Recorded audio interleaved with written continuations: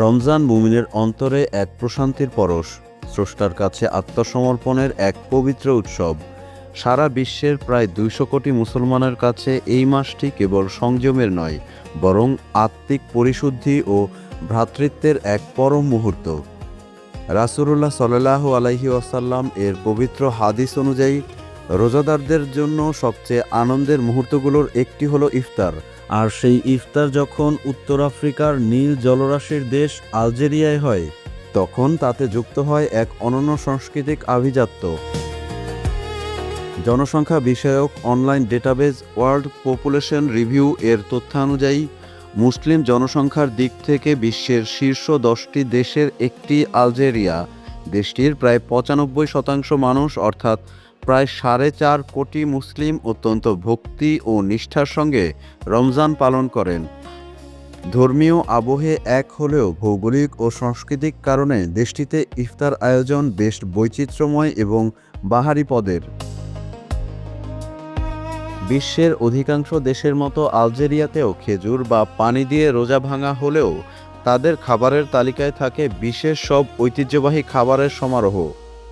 আলজেরীয় ইফতারের অন্যতম প্রধান আকর্ষণ হল বিশেষ এক ধরনের পিৎজা এবং সোয়ারবা।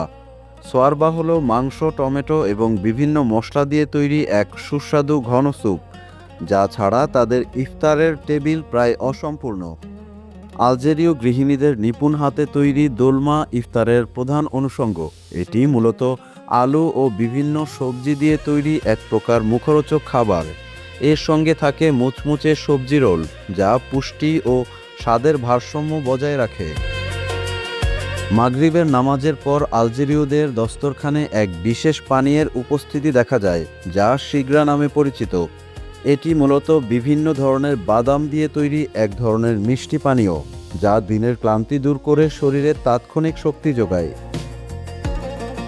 আলজেরীয় ইফতার মানে কেবল খাবারের আয়োজন নয়, বরং এটি আত্মীয় স্বজন এবং প্রতিবেশীদের সঙ্গে মেলামেশার এক বিশেষ মাধ্যম। আলজেরীয়রা বিশ্বাস করে ইফতারের সওয়াব কেবল নিজে খেলে নয়, বরং অন্যকে আপ্যায়নের মাধ্যমে পূর্ণতা পায়। তাদের দস্তরখানে হরেক পদের স্যুপ এবং ঐতিহ্যবাহী পিঠাপুলি তাদের সমৃদ্ধ রন্ধনশৈলীর পরিচয় দেয়। সাংস্কৃতিক এবং ভৌগোলিক কারণে খাবারের নাম ভিন্ন হতে পারে, কিন্তু প্রতিটি দস্তরখানের মূল সুর এক, তা হলো মহান আল্লাহর প্রতি কৃতজ্ঞতা। আলজেরীয়র এই বর্ণিল ইফতার আমাদের মনে করিয়ে দেয়, বিশ্বের যেখানেই হোক না কেন, মাহে রমজান সব মুসলমানকে এক সুতোয় গেঁথে দেয়।